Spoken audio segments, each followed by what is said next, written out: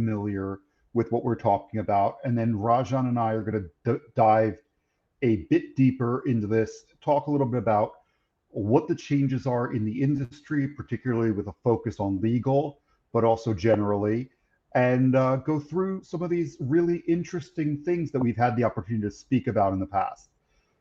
One thing that I want to start with is that, the summary of this could be AI and AI-based no-code platforms are replacing what we consider code-heavy software, or they're being at this point integrated with legacy applications. What's nice in the legal technology and contract technology space that we work in is that these changes, both in the machine learning AI space and in low code, no code, are making it tremendously easier to adopt legal technology systems, contract management systems, and other technology sources without needing heavy investment in coders in this. That's not to say R&D and coding is not important. All of what's underlying no code is a lot of traditional coding, but the average use case is for someone like me who, as Rajan heard earlier, dropped out of comp sci in my first 3 weeks of college 25 years ago and said, I'm never going to code again. So it's that sort of thing. So Rajan and I want to talk today about the benefits of AI and no code technology in solution management for legal and workflow management, how to evaluate your organizational readiness and stakeholder management for these sort of technologies, and then determining what a successful outcome is. So with that, Rajan, I don't know if you want to take a couple moments to introduce yourself, and then we'll go into, I think, some of our first questions. Thank you, Jerry. Hi, everyone. My name is Rajan Gupta. I'm the Director of Legal and Compliance Programs at Meta. Can you guys all hear me? Yeah? Okay. And so I'm. It's been interesting. It's been an interesting journey in the last 2 years, especially after the pandemic, where we've seen an acceleration of technology. We've seen the drive towards transforming businesses to leveraging digital technology across the departments, and the need to increase application delivery speed and time to value. And this way, we've seen the advent of low code, no code become more prevalent, both in legal and outside of legal, with the demand for the need to come up with applications quickly, deployment to be able to deploy applications fast and rapidly with minimal effort and less reliance on core developers, which comes at a premium price. So very, very excited to share my experience together with Jerry as we progress through this journey as well. Back to you, Jerry. Thank you, Rajan. So I guess, you're really the star of the show. I'm kind of just I want to learn from you as well. I think that's a key point. So why, I guess before we go into why is it replacing the technology, what exactly does it mean when we talk about low code and no code? What exactly are we talking about when we say that? Sure. So it's an interesting it's been an interesting idea when we talk about no code or low code. In my opinion, it's essentially assembling components or widgets that you just drag and drop from a canvas onto a platform, and then be able to, and then visually uh, analyze how the data flows from one component to the other as it traverses through the system from end to end. And I look at this as akin to creating a pattern, which is essentially the components on Fabric, which is the platform. And all this can be accomplished with very little to no programming background as well. So anyone that has some background in terms of how to logically put components together and how to visualize the flow of data can easily put together application that can be deployed across the enterprise with minimal effort. So the fact of being able to do this without any significant program experience has led to the concept of no code or low code. So, so, so I guess that's a great lead into my first real question for you is why do you think AI-based no-code and low-code systems are quickly changing the industry and replacing some of our existing code-heavy software? And of course, I think again, as I said earlier, there's a lot of work behind the scenes in low code and no code Mhm. software, but it's really aimed. I guess why is it replacing these code heavy systems? And other than me, who is it aimed at?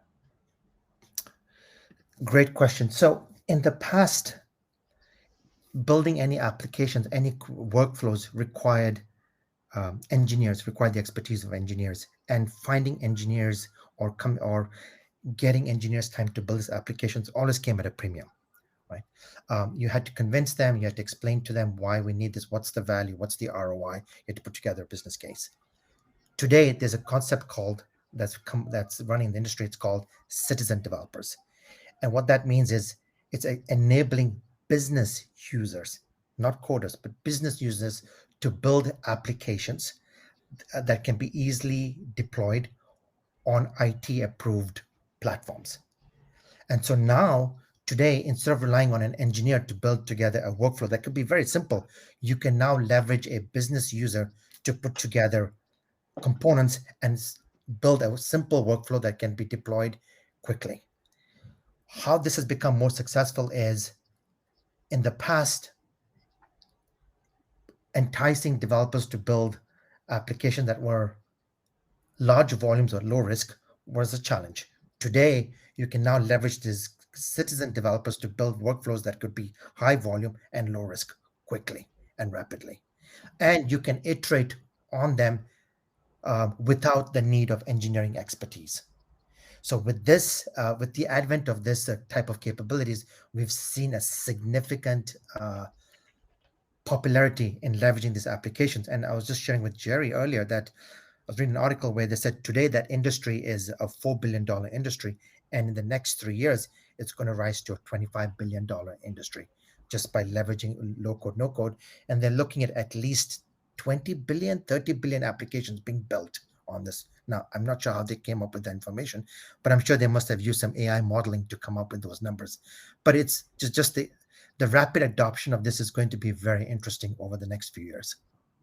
I, I am terrified by the concept of 20, 30 billion applications. I'm not even I guess some of those are going to be very simple. Click a button. I want to automatically email a document, and Mhm. if they're counting that as an application, that's one thing. I was actually showing Rajan a little earlier an example of a no code document generation function I built earlier yesterday in our own ContractPodAi platform. And I was like, it took me a sum total, maybe an hour and a half, uh, maybe another 30, 40 minutes of testing. But of course, I also said one of the big fears I think that I have for citizen developers is it used to be you had to be really good at programming to break something so spectacularly. And I think citizen, Rajan laughed as I said, I think I broke something in using because I didn't know what a function did, but he watched me fix it almost instantaneously. So going back to thinking about the core group of folks who are paying attention right now, um, what do you think, from your personal view, is what do you think and how will this be affecting legal departments, legal operations, and enterprises generally? How is that going to change how someone like me or the folks in our audience today, how is that going to change how they do business? Or how is this going to affect them? You know, I just with the feasibility of building these workflows quickly and rapidly with some of the sophisticated tools that are available today is going to be a huge benefit to any industry, not just legal, even health industry and all. The ability to leverage business analysts, project managers, or attorneys like yourself, Jerry, to come up, just to put together, stitch together all these components without having to rely on engineers or developers is going to be a big, big benefit to any department, right? So today, if I look at operational efficiency, right, and I find and there are opportunities to simplify that or improve our efficiency, and I have tools that allow me to facilitate this. I don't need to rely on programming experiences or programmers. I can just put ask my team members to put something together. We can iterate, we can test, we can run some proof of concepts, we can do prototyping, all without the need of heavy resources or resources with very specialized skill sets. The fact that you can do that today, right, is I think it's going to escalate the need of these tools and the ability to prototype some of these capabilities quickly and rapidly. And as a result, I do see an increased demand for this type of capabilities in the next few years. So, you and I, again, earlier today and last time we spoke, we had spoken about some of the changes that GCs and legal operations professionals needed to deal with. And, I know not Gartner, Ernst and Young reported a few weeks ago, maybe a couple of months ago, that one of the biggest reports from business teams and sales teams, of course, is that they're going to complain again about the legal folks. That's what they do. But that 50% believe that operational blocks from poorly designed contracting systems, no contracting systems at all, other issues have really impacted their ability to deliver for the organization, which is funny because 50% of GCs, 52% of general counsels and CLOs believe that their legal departments are effective in delivering value. Now that may actually line up perfectly. Mhm. That 50% of the business teams think their legal departments aren't that great. 50% of the GCs think their legal departments are doing fantastic. I'm trusting right now that it's not the same 50%. Um, but I think that we're looking at a change because that business team can now come and say, here's what we really need to make this move faster. Where else do you see this leading in the next few years? I know we talked about an increase, billions of apps, billions of dollars. Can we expound on that a little bit today? So today we already see some of these capabilities exist. Where we're leveraging AI for invoice reviews, right? So when invoices come in, doing running some safeguards and running some preliminary rules against it before it gets manually reviewed. Some of those capabilities already exist today. Where we're seeing even more benefits as people begin to understand and recognize the value of automation, how we can leverage AI. There's now starting to explore using the capabilities beyond just legal systems. So capabilities where um, HR data is required. So I need to be able to be informed when someone is leaving the company or where someone is moving to a different department and receiving that information automatically, and the outcomes as a result of someone moving, being able that information being proliferated across downstream systems, right? You're starting to recognize the capabilities of doing all of that just through automation, through some of these AI low code no code tools.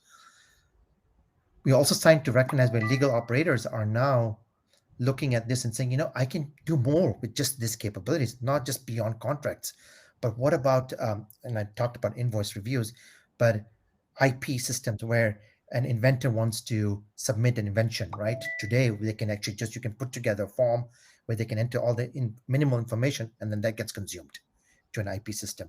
Marketing campaigns, email campaigns, surveys, where you want to be able to quickly put together a set of questions and then evaluate the outcome, right? So it's starting to see more and more of that with less reliance on engineers or programmers. So you just said something interesting in when you were talking about AI rules versus automation.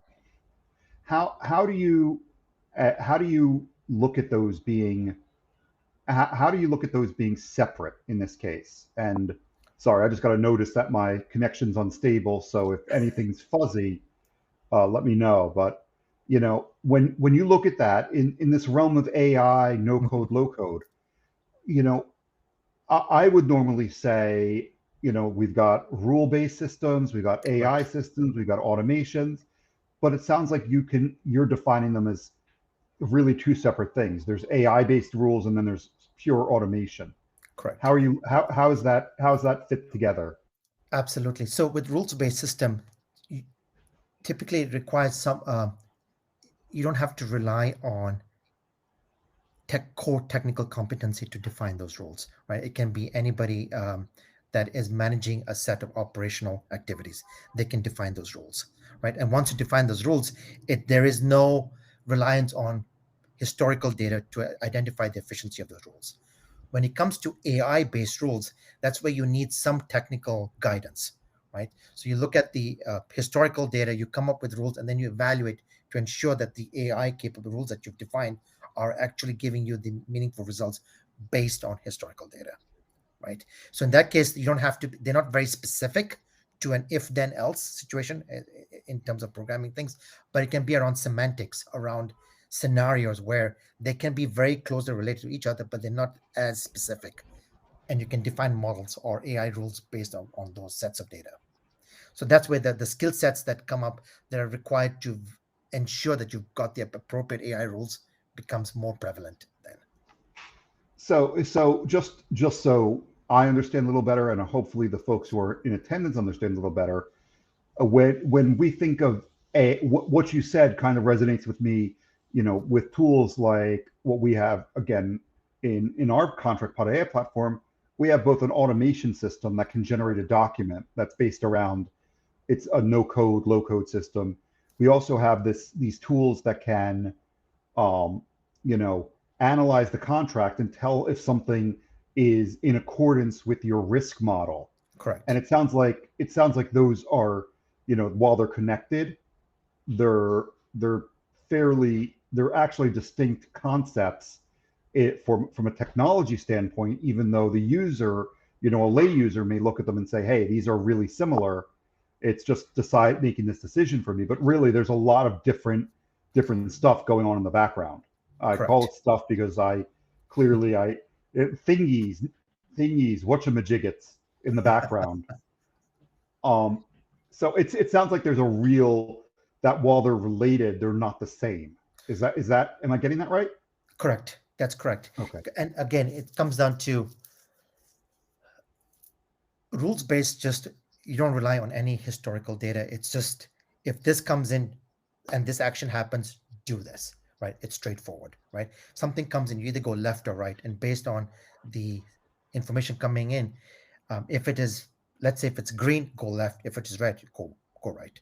When you're using AI models, what if it's turquoise? Something comes in turquoise. What do you do?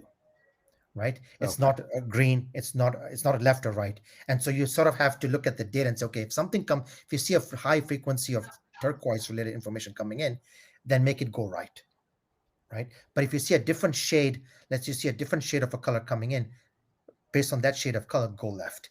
And that's where you start to look at AI rules to sort of I look at the data set to make sure that you understand what are the different colors and the variations that come in, and then decide according whether it goes left or right.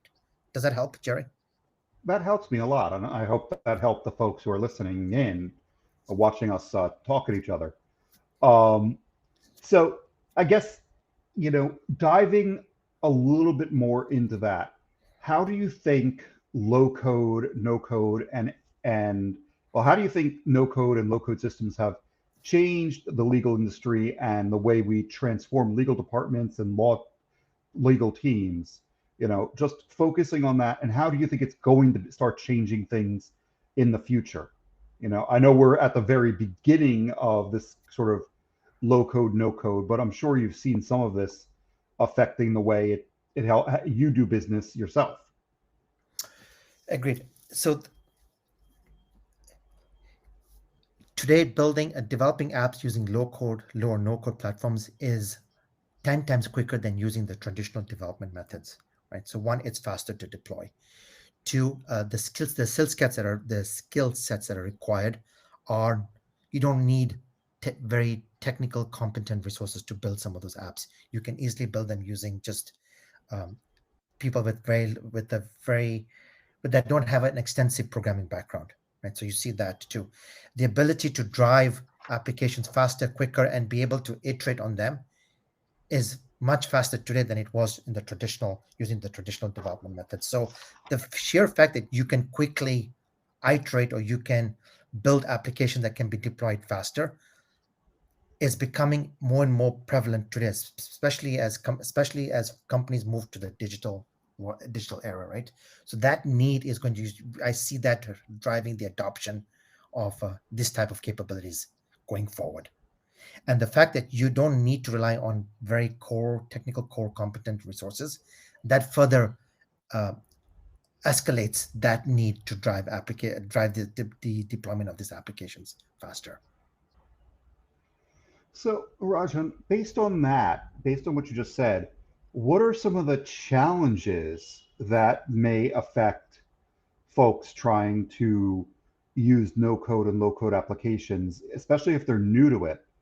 And how do you overcome those challenges? So I talked about the advantages, right? It saves time, you increase agility, it's saves resources, and it's cost effective. But with everything, there's also risks that come in, and how do we bolster our safeguards so that we can mitigate risk?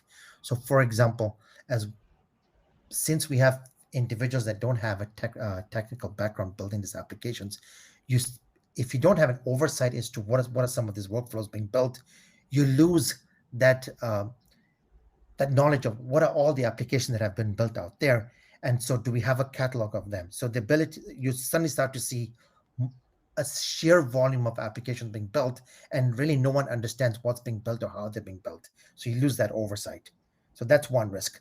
The other risk is, since everyone is just sort of is building these workflows based on based on their interpretation of the requirements, you start to see people taking different paths to building those workflows, and so the need to leverage best practices become less and less evident as we move forward.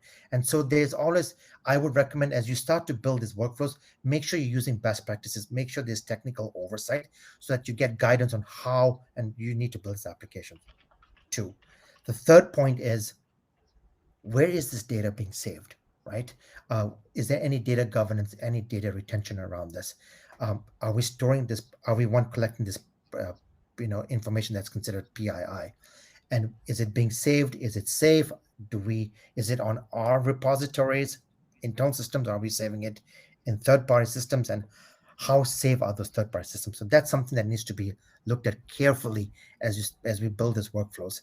And then the fourth is, you want to be careful that you're not building a shadow IT team as a result of people now building these workflows without oversight from the technical teams. So these are some things that I would pay close attention to as we go down this path of low code, no code deployments. Well, so you just mentioned something that I was going to ask a little later. When you said shadow IT, what is shadow IT? And I think of it in this case as being able to use shadow IT as a force for good, but Mm-hmm. it sounds like there's a concern that it's also a force for difficult for it could also be a problematic function. um, so how do you square that? Because I guess I'll put it in terms of this: if I get along great with our IT team here, Right. but at the same time, they're always worried because I know how to make my computer do things some people Right. don't know how. Correct. So they're always like, we are just tell us before you do anything in your computer. Um, so I do, what is the difference between shadow IT for good and shadow IT for, bad? And I see we do have a first question, so we will get to that question. It's actually as soon as Rajan answers this question about shadow IT.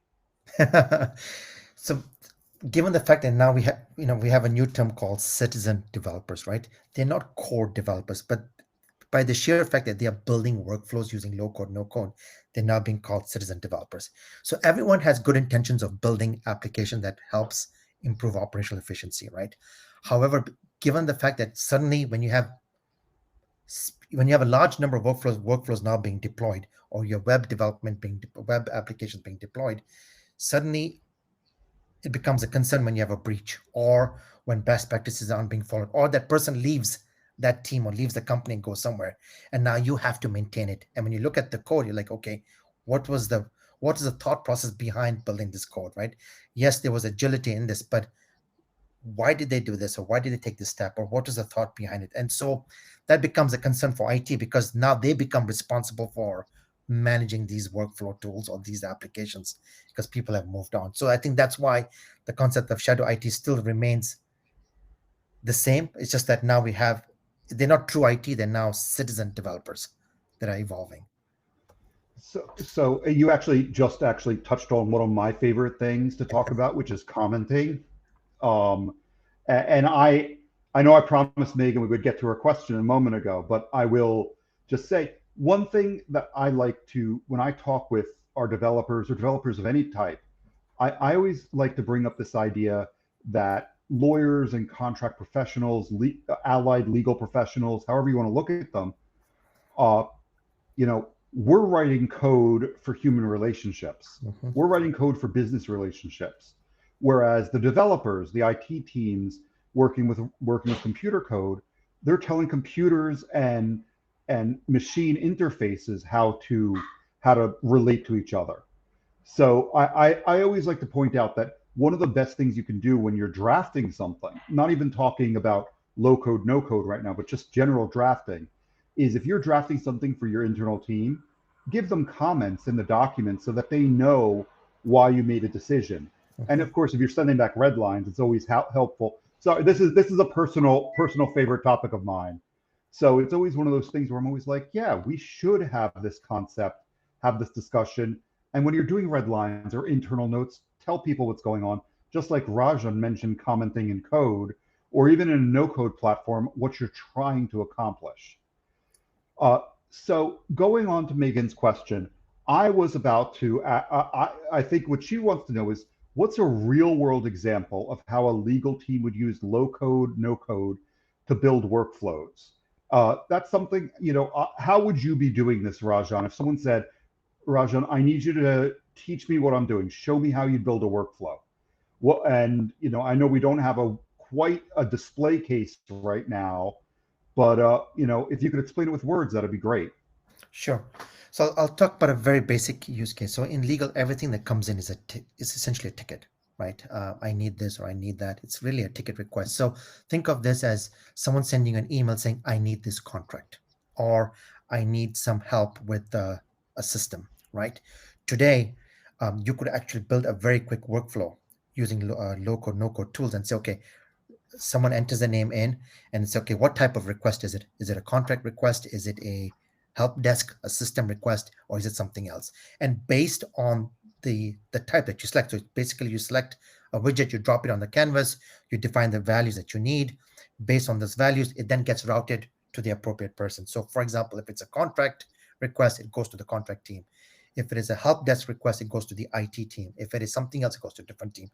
All this can be done just with a citizen developer. And then once they select an option, they can enter a short description of what is it that they need. And then they say submit. And behind the scene, the the platform generates the code and says, okay, based on this rule, send an email notification to this individual, or generate a ticket in the help desk system in itself, right? And then a response comes back saying, okay, here's your ID, here's a request number, or here's the contract, or here is whatever you needed. All this can be done just by leveraging citizen developers and low code, no code tools for their capabilities. So, Megan, I hope that answered your question. I'm going to dive a little deeper into this with Rajan. So, if I'm developing something for my legal team, my contract team with low code or no code, it sounds like that there's still training involved. It's not like I can, it sounds like some things might be simple, but it does sound like, from what you just said, some of the concepts are still, you know, you might look at it and say, I understand what I'm doing, but you still might need some help. Mhm. Is it, am I getting that right? Or is it going to be more, is it so simple that even I can do it? You know, it just depends how comfortable you are with putting components or widgets on a canvas and how you define the relationships between them, right? I would always recommend, it's good to get an overview of the tool and what are the different components and when should you use what components. It's always good to get that information so that you can then discern when it comes to picking a component or a widget, which is the most ideal component and why, right? So I would usually recommend, it's good to get an overview of the capabilities, right? And what are some of the, I don't say it's pitfalls, but what are some of the things you need to be aware of as you select those components, right? Um, but if you have a very good technical acumen, it becomes less of an issue then, because then you already know, okay, what component to use and what the relationships are between each other. I personally, um, when I meet with my stakeholders, I use low code, no code tools for prototyping, and I walk them through it. And as they're sharing with me their requirements, I'm putting the widgets together and say, okay, so what should happen? It should go here. Oh, but you just told me it goes somewhere else. And it starts to facilitate those conversations. And soon you recognize that there are gaps as you put together as you stitch these tools together on the canvas. So from that point, it sounds like 5, 10 years ago, before there was this real low code, no code revolution. Um, Rajan, you promised me you were going to have your I audio off. did. I did. I'm sorry. It sounds no, it just sounds like this is the kind of thing you had, maybe 10 years ago. You had a few options. In fact, you know what this sounds like in many ways. When I used to set up mail filters in Microsoft Outlook, Hmm. I would select when email is received. Then if it matches, Right. if it's from Rajan Gupta, put directly into the folder marked Rajan Gupta. I'm sorry, Rajan. That's Um, okay. and boom, the email goes there, and it reminds me. It marks it as important and keeps reminding me until I've read it. It sounds like that was an earlier stage of, or a much simpler set of no code, low code tools. And now we've got to this point where, there's a lot more we can do with the tool that could be, it's a little better, if almost you can go from, if salesperson requests contract A, check value of contract A. If the value is greater than 500,000, Hmm. assign to Colin. If the Hmm. value is greater than, if the value is less than 500,000, assign to Jerry. Uh, and then depending on from that, we're almost dragging and dropping those roles right Correct. there. So you still have to you're still decision making with the process, but now that decision making isn't me going and saying, hey, Rajan, I need you to write code that will automate, that will do if X, then Y, else Correct. Z. There's no longer that need for heavy coding. It's something that, anybody can pick up with the right training or the right understanding. Absolutely. It's almost emulating your thought process, right? If it's over $500,000, it needs to go to Colin, right? And you can actually pick it up and say, if over, and you pick that and you say, then you enter value, $500,000, then Colin at legaloperators.com. If less than $500,000 goes to Jerry. If anything else, go to do not read folder Rajan, right? So you can just put those rules together, very as if you're thinking it out loudly, and you don't need any code. You don't need to say if then else, right? So that's one example. Another good example is, if it is it a single party? You type it in. If it is multi-party, okay, it now needs to go to somebody else, right? And you can just define what the party names are, and it goes to a totally different person altogether now, and that person gets notified, reaches out to you asking for more information. Very quick way of putting together these components onto the fabric. So it sounds like this is a great way to solve issues within a legal department, a contract management team, procurement departments. Department, yep. How else can it help solve issues within those departments? Is it simply just freeing up IT time, or is it more, what else do you see this being beneficial for, our legal teams, our procurement teams, our contracting teams.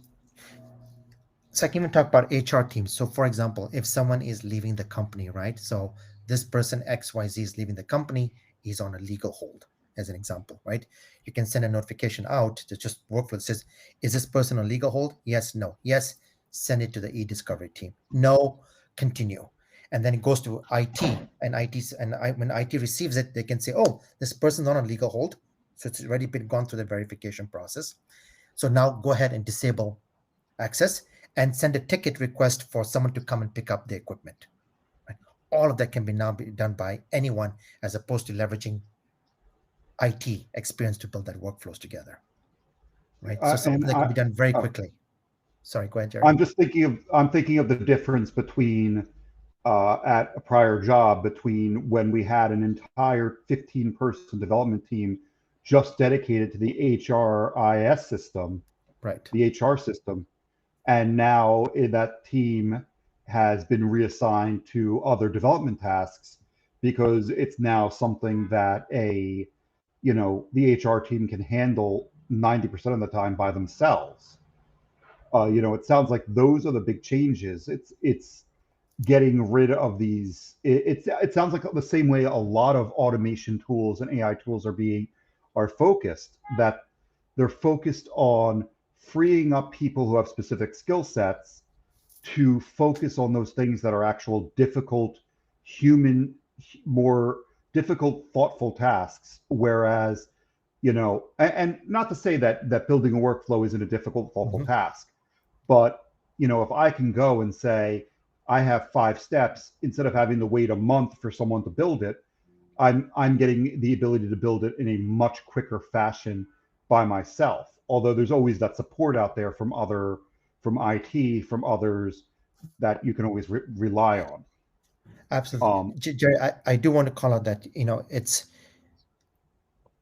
in some situations you do need reliance on IT developers, right? So I just want to make sure people okay. don't realize that, oh, workflows, I don't need IT developers. But where it becomes where when you discern between leveraging citizen developers or IT, one thing to look at is are these workflows going to integrate with other systems? Is there going to be some integration or some dependency with other systems, right? Or disparate systems. And so that interface, that bridge that you have to build between the workflow and that system is where IT then gets involved, right? So as you're making these decisions in building these workflows together, one thing to consider is if this workflow is going to require some integration or it's going to require some dependency on some other systems outside the workflow, then you do want to get IT involved because they may have to configure or have to build that bridge or the connection between the two systems as well. So we're not throwing IT to the Yeah, street yet. absolutely. They still have a role to We're play. still Yes. keeping. They still have a role to Yes. play. Correct. Just like lawyers and all our allied professionals do, legal operations professionals. Um, you know, I want to go. We've talked a lot about how it works and functionality. You know, and I was going to say, I was just about to ask you, is there still a role for professionals who need to do this? And it sounds like there's truly a role that, Yes. what we're doing in this sense is saying, hey, Jerry, you don't need to call IT every time you need to make a change. But when you need to do something big, like an integration, or you have a very complex workflow, then let's work with the people who know what they're doing. Correct. But you yourself, you know just enough to cause trouble, Jerry. This is what I hear a lot. You know exactly enough to cause problems. So it's making it so that I can cause problems faster, but also know when. It's also telling me when my limit is and what I need, Correct. where I'll need support and assistance. Right. So go ahead. Sorry. No, go ahead. Go ahead, Jerry. Go ahead. I was going to move on, but Colin just typed one single period in the chat. And so I don't know if we were supposed to know something or not. But you know what, Colin? Thank you for your period. It is good to see that you've come to the end of your sentence. I think Um, that's Colin's version of low code, no code. It's just a period. yes, Yes, just a period. Um, so, what are some ways that we can measure the success of these AI based or no code, low code platforms for a legal team? What are some, you've got a great deal of experience with this. If you were setting this out, what would be ways you were measuring success? And then we know, look, notwithstanding the fact that Mhm. you're at a fairly tech heavy, tech focused organization, what would you, and the second part of the question is, how would you measure success at a small organization or a less tech focused organization? Absolutely. And it's a good question because I think metrics, what we call key performance indicators, are very, very important, right? It demonstrates the value and the ROI and the investment that was made. So what I look at is how long does it take to complete this task manually, right? And you measure the time. So that's actually having a conversation with the user and getting anecdotal information, right? So it took 5 minutes, and then you say, okay, if this was a 5 minute task, what's the volume of the volume that you process? Let's say it's 100. So it's 5 minutes times 100. That's 500 minutes. Okay. Now you go through and you automate that workflow, using low code, no code. What's the amount of time it took to actually um, have this information flow from end to end? It took 1 minute. Okay. You say 1 minute times 100, that's 100 minutes, right? 100 minutes versus 500 minutes, that's already 20% time it took. So you saved 80% of your time. That 80% of time was now spent on doing other things as well. So now you should be able to articulate that our backlog has actually shrunk because we've now been able to dedicate more of our time doing other tasks that were of lesser priority.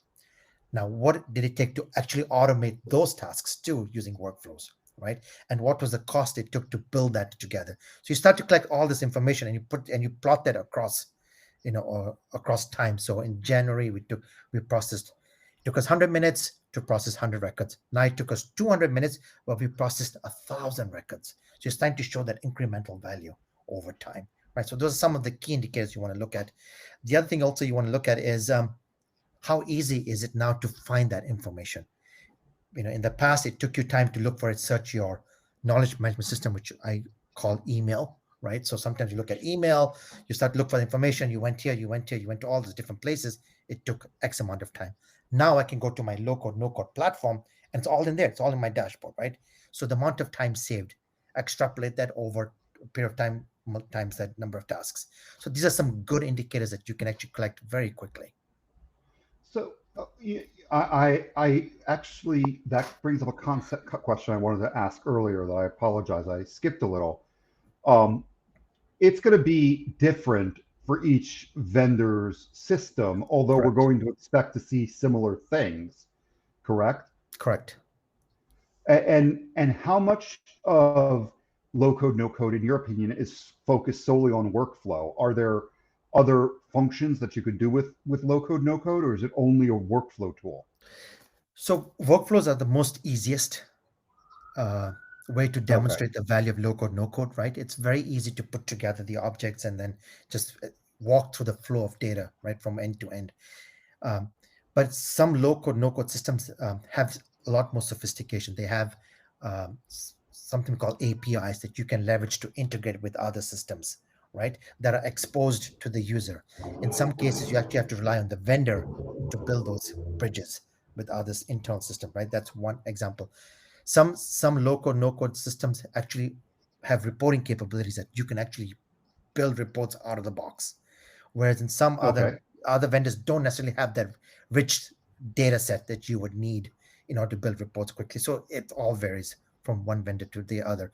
But I am starting to see a lot more capabilities being built as more and more as vendors release more and more capabilities across the over time. It's it seems like it's a real growing area of IT and software technology in general. Um, so I know we're coming up on the last 10 minutes of the hour. I'd like to get, what are some of your best practices for someone adopting these in their legal department, for their legal team, their legal operations? What are some of your best practices that you recommend as teams begin adopting these low code and no code solutions? So one is always when selecting the tool, just make sure you have your IT partner involved, right? So they can help select the appropriate tool for the company and the department. So that's one. To keep your IT informed, just bounce ideas off of them, share with them some of the workflows you built. They may be able to help you streamline some of the processes. So maybe you built something that took 5 steps. They may be able to shrink it down to 2 steps, right? So it makes it easier to maintain, right? So just keep them involved. When it comes to collecting sensitive information, definitely get your IT or your security team involved, just to make sure that how you save that information, where it's being saved, actually follows your company's best practices and standard practices, right? So keeping them involved there. Um, for prototyping, you don't need them. Just use these tools to work with your stakeholders to prototype what the workflow would look like. And out of that, you can then generate your requirements document. You can generate a requirements document that you can then save for future references, right? So these are some things that some best practices I would follow and recommend.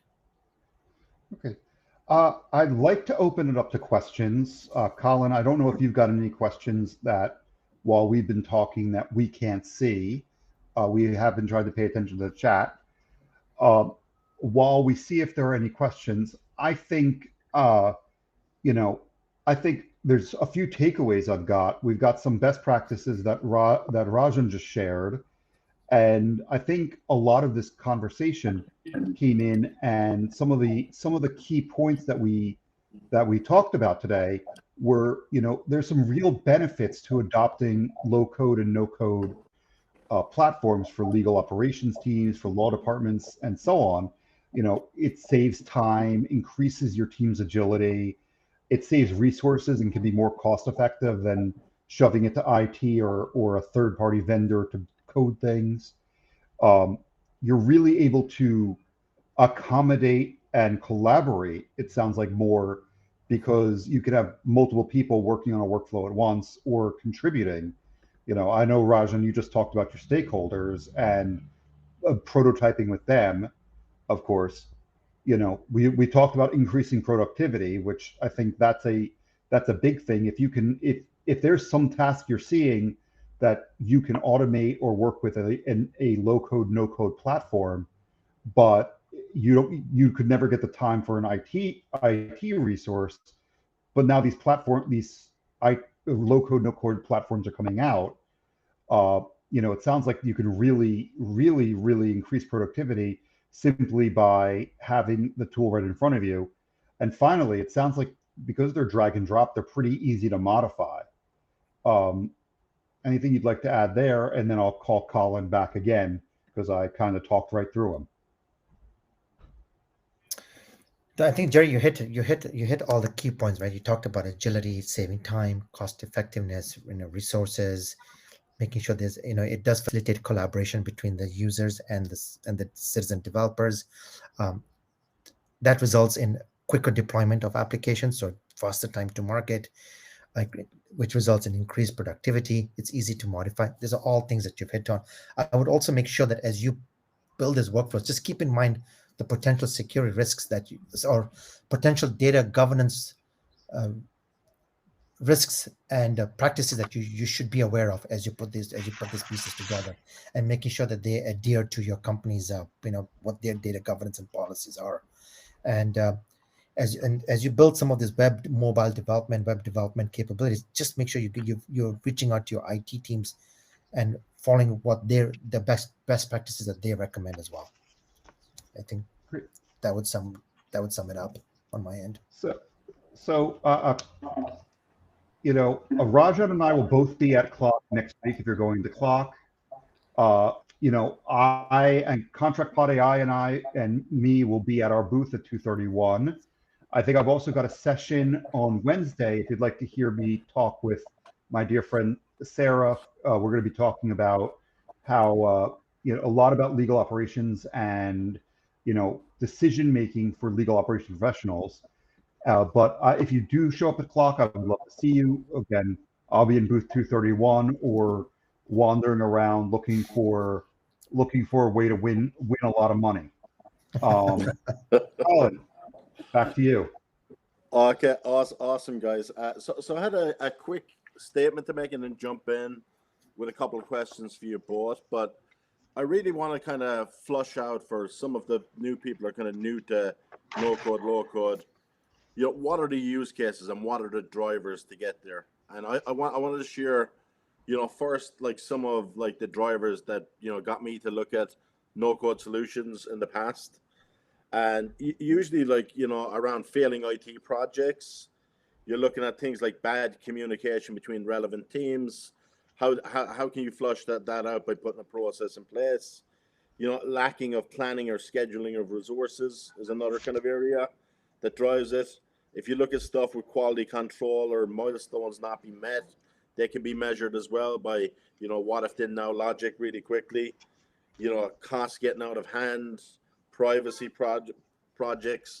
These are all things that kind of drive like our cases to kind of say, hey, I maybe we can automate this process. So my question first for Rajan is, can you kind of speak to some of the use cases that you've seen, and how would somebody like new to this identify, you know, how to even go about like putting in their first no code workflow? And Jerry, the follow up question for you, I would like for contract pod AI to kind of say, hey, what are some of the things that we do like in our existing CLM platform with AI that leverages workflow and some of the use cases as well would be, I think distilling that would be really good for the audience. Absolutely.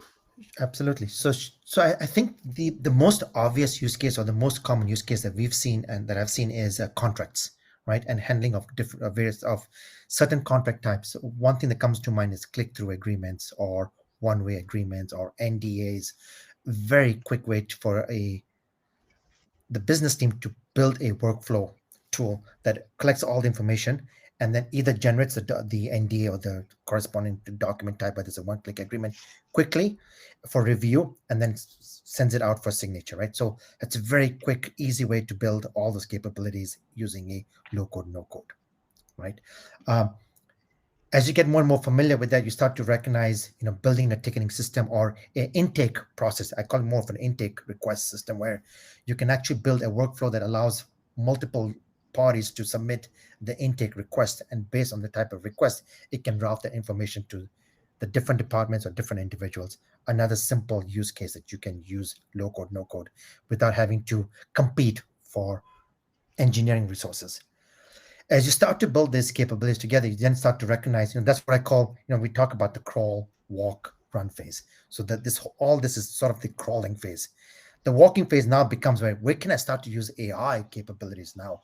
I'm starting to see this repeated sequencing of events or different types of requests. So as soon as you start to type this type of information, you can use AI to automatically route this information to the party and then and also generate a response back to the user just based on historical time. So you can use AI for those capabilities. You can also then start to build reports that you can then use to drive conversations with your GC or with your legal operations team for headcount or for additional budgets to support these needs.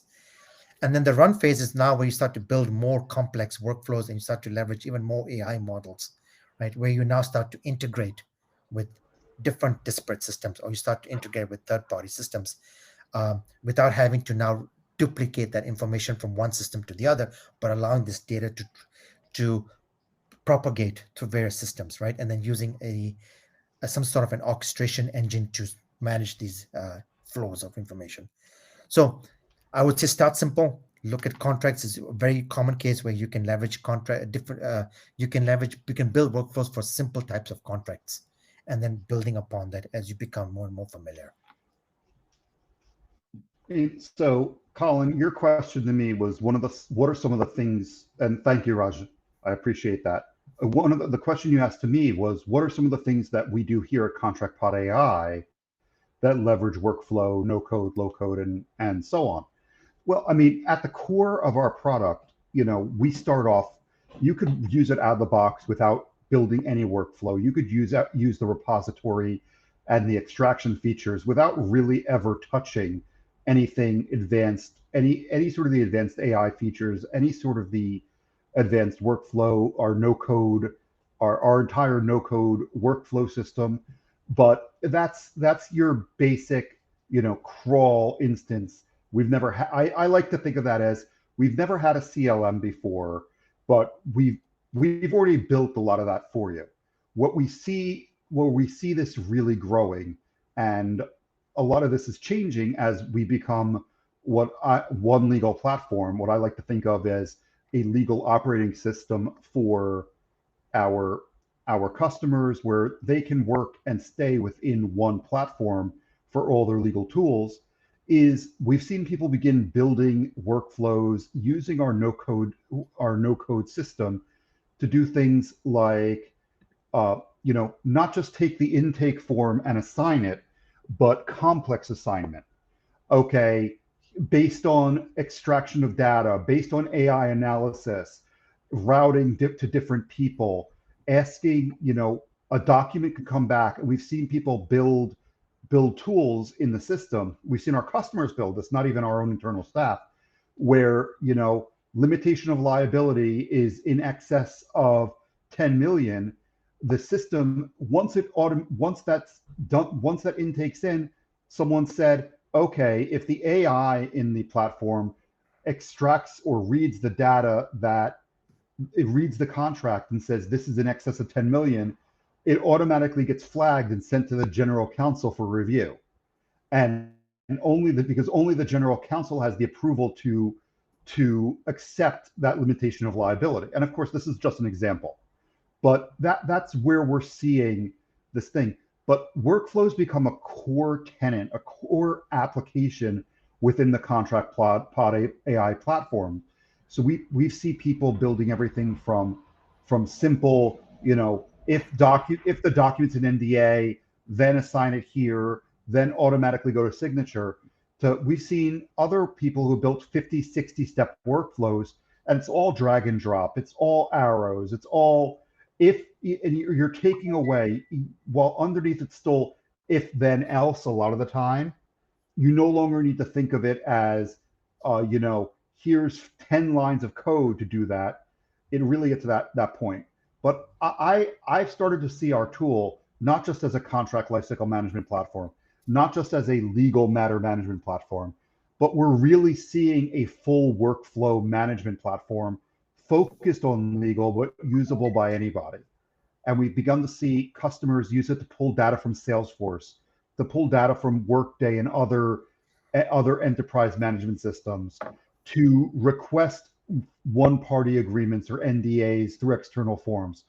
And it's really become limitless. Like I said earlier, I was able to build a complete new application for for data processing, where ContractPodAi sponsoring the legal. ContractPodAi is a key sponsor of OneDPA, which is a data processing addendum standardization project. And we're starting to see we're beginning to even automate that and build workflow around that we're going to make available to everybody who's a member of the OneDPA project. So we've got we've got big plans for workflow. It's a growing area. It's definitely, and no code, low code. All of this is fundamental and central to our future development. And we're excited to see what people begin building as they build their own applications. And in fact, even our internal application builder is low code, no code. You don't need to be a developer to build an application within ContractPodAi anymore. So Colin, I hope that answered your question. Next time I'm going to give you a whole hour on that question. It was you knocked it out of the park, and I have so many follow-up questions on that. Maybe I can meet you at o'clock at the booth, and I just think that's an area where you have an opportunity to really win. Yeah, absolutely. Come, like I said, we're booth 231. I'll be talking about this as well as about our participation in OneDPA, and and I'll be I'll be poorly playing golf with Colin in the evening. Yeah, so if there's anybody still left here that's going to be in Clock, we have an invitation that we'll send across to you afterwards to come join us for Top Golf. Just want to thank you guys for holding on, staying in there with us. today. We want a huge thank you to Rajan Gupta from Meta for his insights, and Jerry Levine for always knocking it out of the park. Really appreciate it, guys, and have a wonderful day, and we'll see each other next week in Vegas. Thank you so much, Colin. Thank you, everyone. Thanks, guys. Bye-bye. Bye-bye. Bye.